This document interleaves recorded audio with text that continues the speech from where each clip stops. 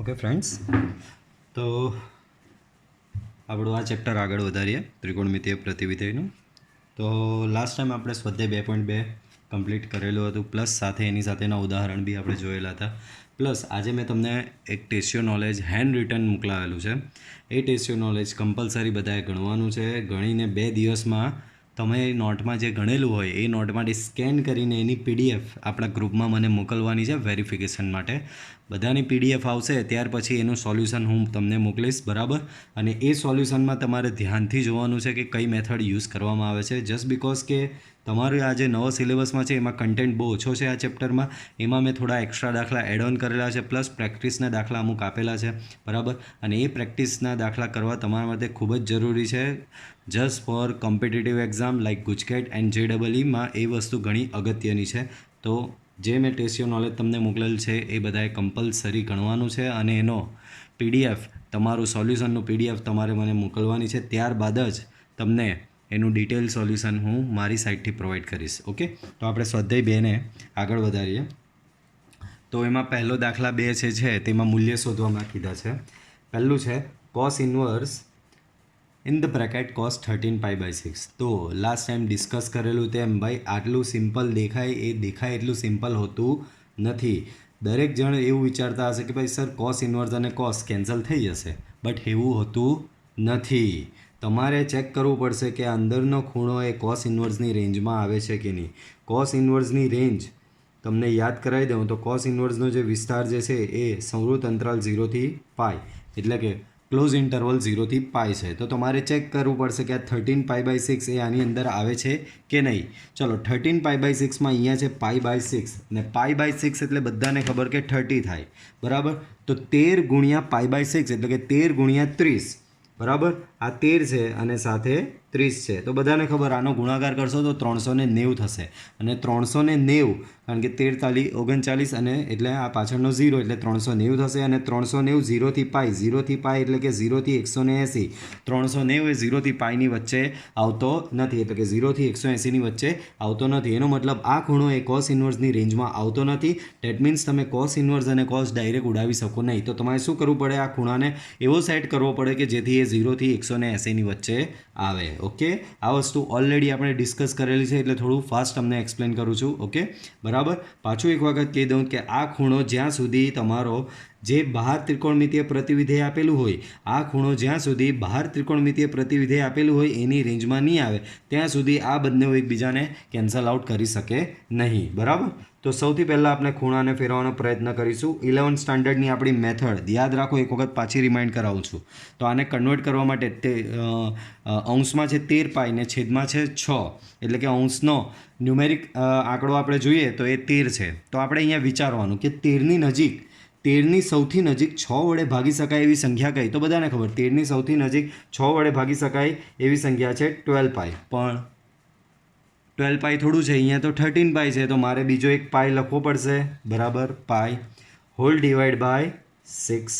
Okay, હવે છેદ separate આપી દો એ લોકોને, બરાબર. તો આના છેદમાં જશે તો આ થશે 2π, આના છેદમાં જશે તો આ થશે π/6. ચલો, 2πના લીધે પહેલાં તો કોસનો કોસ જ રહેશે, 2πના કારણે કોસનો કોસ જ રહેશે. 2πના કારણે ત્રિકોણમિતીય વિધેય બદલાતું નથી, તો કોસનો કોસ જ રહેશે. 2π પ્લસ π/6, 2π પ્લસ π/6 બધાને ખબર પ્રથમ ચરણ આવે.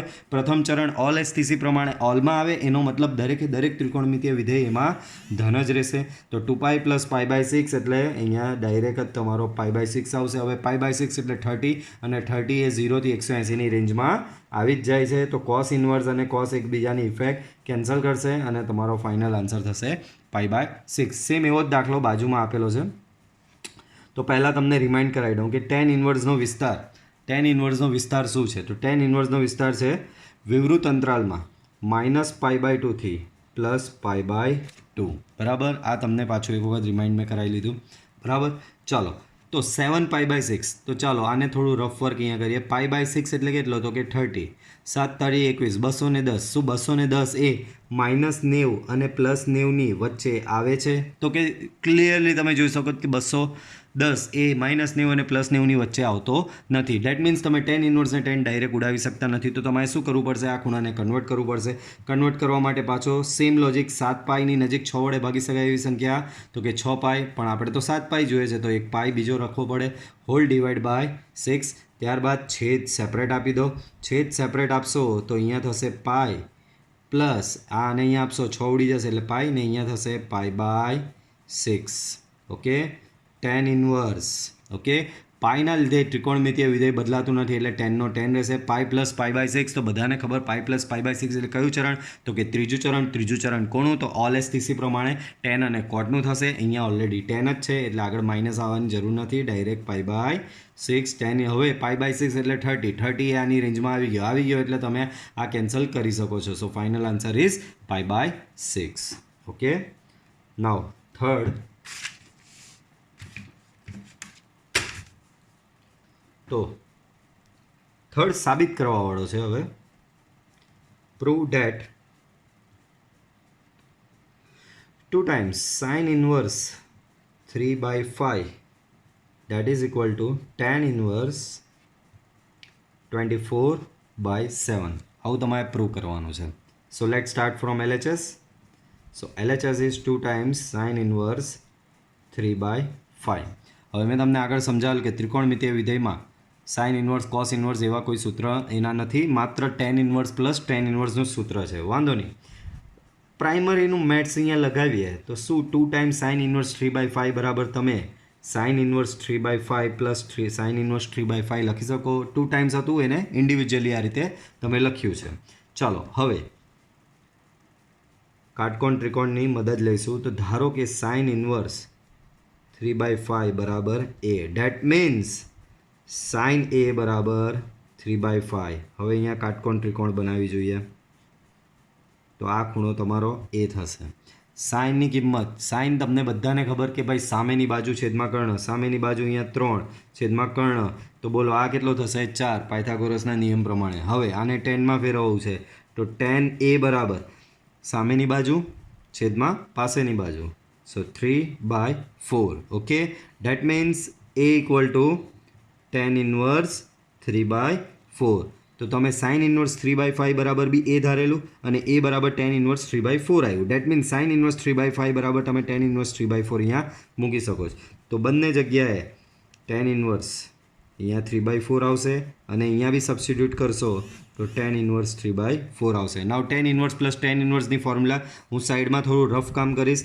બરાબર, x બરાબર 3/4 છે અને y બરાબર બી અહીંયા 3/4 છે. tan inverse x plus tan inverse yની ફોર્મ્યુલા x ઇન્ટુ વાય તમે કરશો તો એનું મલ્ટિપ્લિકેશન થશે 9/16 અને 9/16 1 કરતાં નાનું છે. તો આપણે 1 કરતાં નાનીવાળી ફોર્મ્યુલા લગાવીએ. સો tan inverse 3/4 plus 3/4 upon 1 minus 3/4 into 3/4. બરાબર, આનો અહીંયા લસા આપીએ. સો tan ઇન્વર્સ લસા આપશો તો ન્યુમરેટરમાં તમારો 6 ડિવાઈડ બાય 4 એન્ડ ડિનોમિનેટરમાં તમારો 16 માઇનસ 3, અહીંયા 16 થશે લસા. તો 16 ઓછા 3 એટલે કે 13/16. બરાબર, આવો કંઈક લસા થશે. આને હજી થોડું સાદુરૂપ આપીએ તો tan ઇન્વર્સ અહીંયા 4 4 જા 16 આવું થશે. બરાબર, તો સોરી અહીંયા 16 ઓછા 9, 16 ઓછા 9 એટલે 7 થશે અહીંયા. ઓકે, માઇનર મિસ્ટેક થયેલી. બરાબર, અહીંયા 7 થશે. હવે આ 4 ન્યુમરેટરમાં જશે તો 6 4 જા 24. સો 24 ડિવાઈડ બાય 7 એ જ તમારું શું છે? RHS. ઓકે, તો આ આપણો થર્ડ એક્ઝામ્પલ થયો. Next fourth.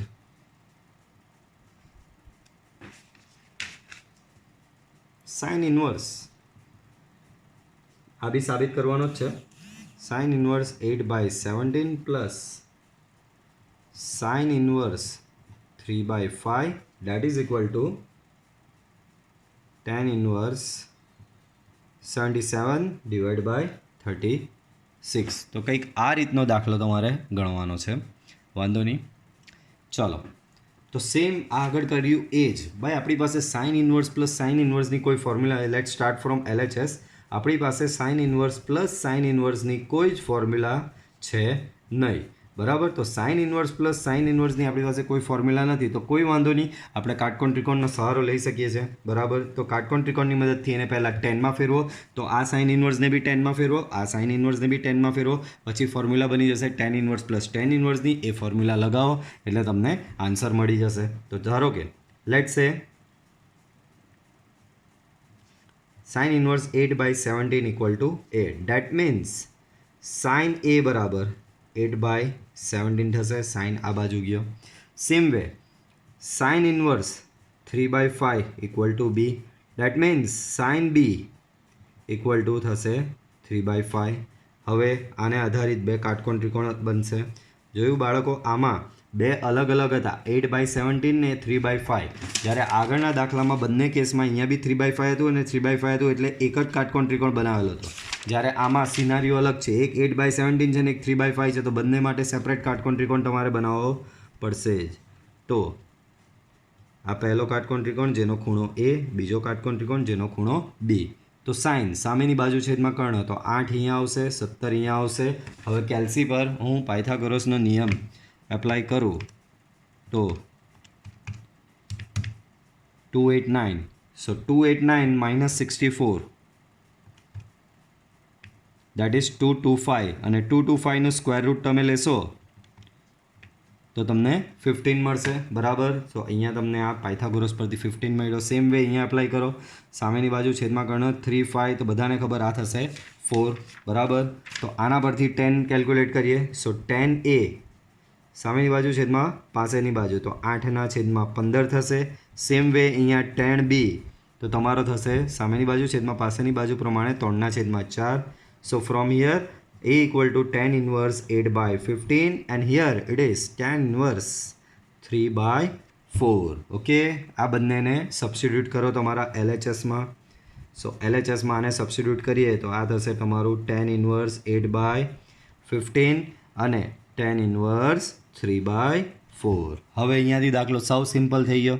Simply tan inverse plus tan ઇન્વર્સની ફોર્મ્યુલા લગાવવાની છે, અને આગળના જેટલા દાખલામાં ગણેલી, બહુ ઘણા દાખલામાં આ ફોર્મ્યુલા આવી ગઈ છે, તો અહીંયાથી આ દાખલો હવે તમારે જાતે કરવાનો રહેશે, બરાબર. Simply tan inverse plus tan ઇન્વર્સની ફોર્મ્યુલા લગાવવાની છે. ફોર્મ્યુલા રિમાઇન્ડ કરાવી દઉં, tan inverse x plus tan inverse y બરાબર tan inverse x plus y upon 1 minus x into y.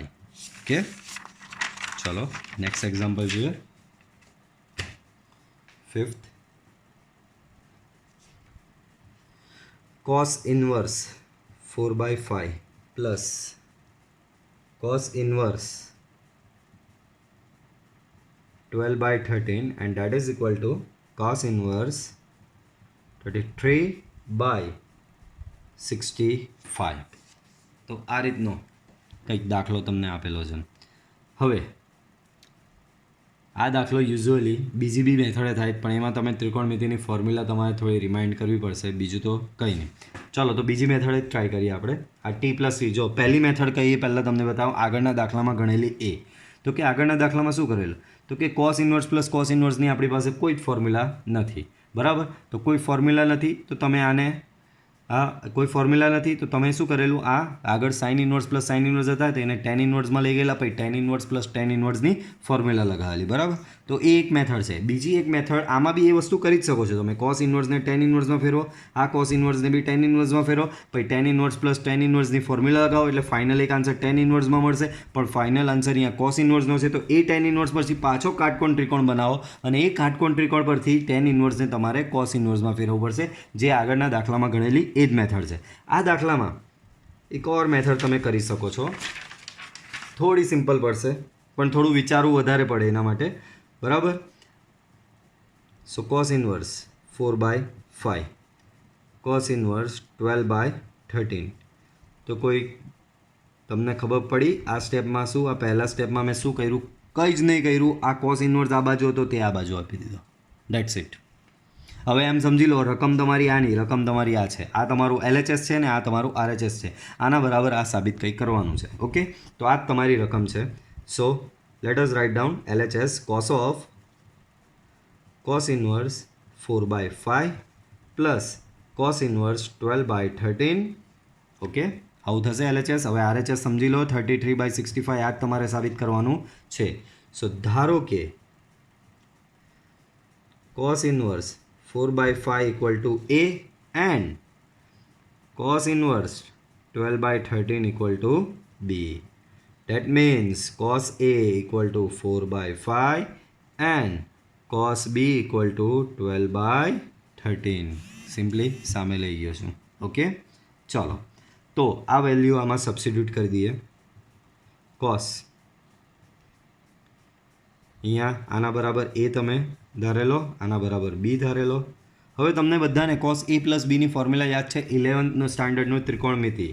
તો cos A અને બીની ફોર્મ્યુલા છે cos A into cos B, વચ્ચે પ્લસ હોય તો માઇનસ આવશે, sin A into sin B. તો આ cos A પ્લસ બીની ફોર્મ્યુલા. એ જ પ્રમાણે cos A માઇનસ બીની ફોર્મ્યુલા તમને રિમાઇન્ડ કરાવી દઉં તો cos A માઇનસ બીની ફોર્મ્યુલા થશે cos A into cos B plus sin A into sin B. Same way sin A plus બીની ફોર્મ્યુલા રિમાઇન્ડ કરાવું તો sin A પ્લસ B બરાબર, તો sin A cos B plus cos A sin B, અને sin A minus બીની formula થશે sin A cos B minus cos A sin B. Okay, બરાબર. તો આ તમારી 11th સ્ટાન્ડર્ડની 4 ફોર્મ્યુલા આવતી હતી, સરવાળા માટેના સૂત્રો કહેતા હતા આપણે એને, એ જ સૂત્ર અહીંયા લગાવ્યું છે. હવે આ A અને Bની કિંમત આપણી પાસે છે તો પાછી એ મૂકી દેવાની. A બરાબર શું છે તો કે cos ઇન્વર્સ 4/5. B બરાબર શું છે તો કે cos ઇન્વર્સ 12/13. સેમ વે અહીંયા sin of A. So what is your A?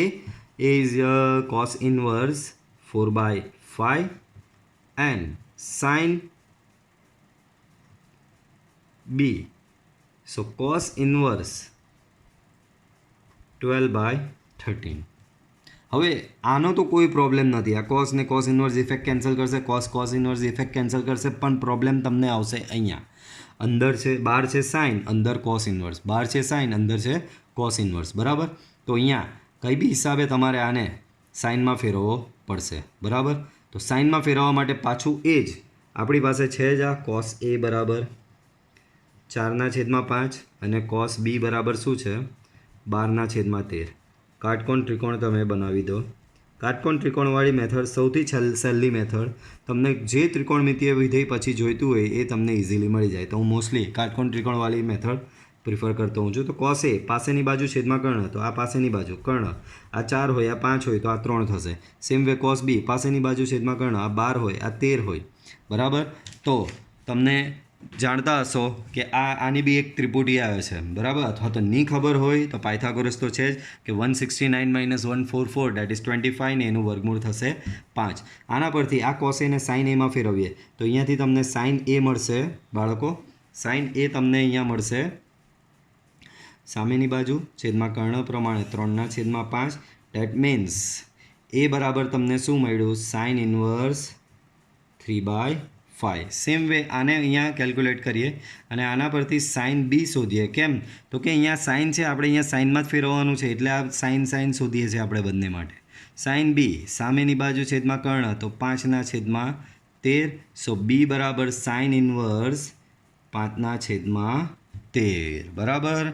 તો A બરાબર ઓરિજિનલી શું હતો આ રહ્યો. A બરાબર ઓરિજિનલી cos ઇન્વર્સ 4/5 હતો, પણ અહીંયા A બરાબર તમે શું લાવ્યા sin ઇન્વર્સ 3/5. તો cos ઇન્વર્સ 4/5ની જગ્યાએ તમે શું મૂકી શકો છો sin inverse 3/5. Same way B બરાબર ઓરિજિનલી શું હતો cos ઇન્વર્સ 12/13 ને અહીંયા B બરાબર શું લાવ્યા sin ઇન્વર્સ 5/13. તો તમે cos ઇન્વર્સ 12/13 બરાબર cos ઇન્વર્સ 12/13 બરાબર B છે અને sin ઇન્વર્સ 5/13 બરાબર B છે. તો અહીંયા cos ઇન્વર્સ 12/13ની જગ્યાએ તમે sin ઇન્વર્સ 5/13 મૂકી શકો છો. તો આપણું અહીંયા કામ થઈ ગયું. બહાર sin હતો ને અંદર બંને sin ઇન્વર્સમાં આપણે કન્વર્ટ કરી દીધા. સો આને આગળ વધારીએ.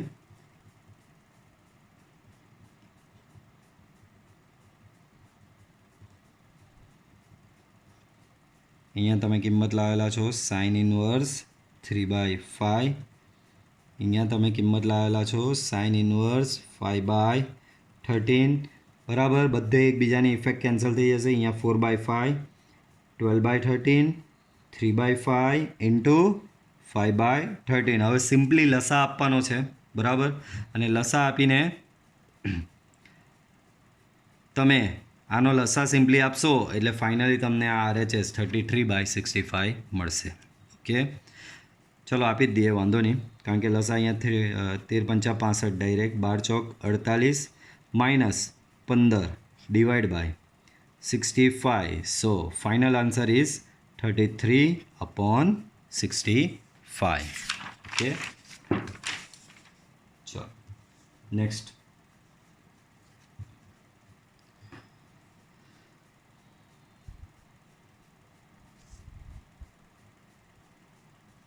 નેક્સ્ટમાં હું તમને થોડી હિન્ટ આપીશ અને એના પરથી તમારે જાતે ગણવાનું રહેશે.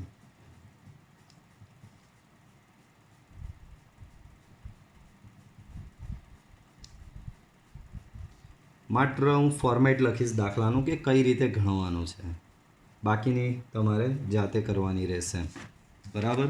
ચલો, તો દાખલો સેમ આગળ ગણ્યો આ એના જેવો જ છે. આને પહેલાં સાઈનને આ બાજુ લઈ આવો તો આવું થઈ જશે.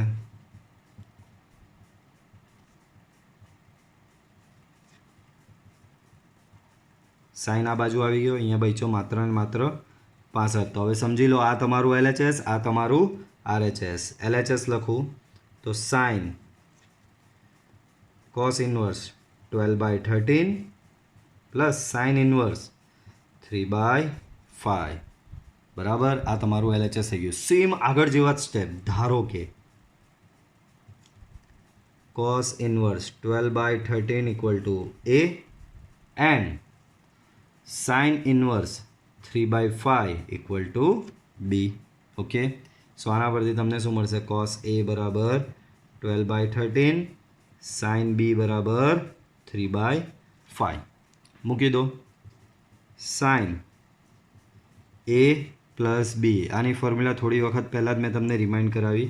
તો sine A cos B plus cos A sine B. ચલો, A અને Bની કિંમત પાછી સબસ્ટિટ્યૂટ કરીએ તો A બરાબર છે cos ઇન્વર્સ 12/13 અને B બરાબર છે sine inverse 3/5 plus cos A, તો કે cos inverse 12/13 into sine B, that is sine B છે તમારો સાઇન ઇન્વર્સ 3/5. તો આમાં આ બે જે ટર્મ છે, સોરી,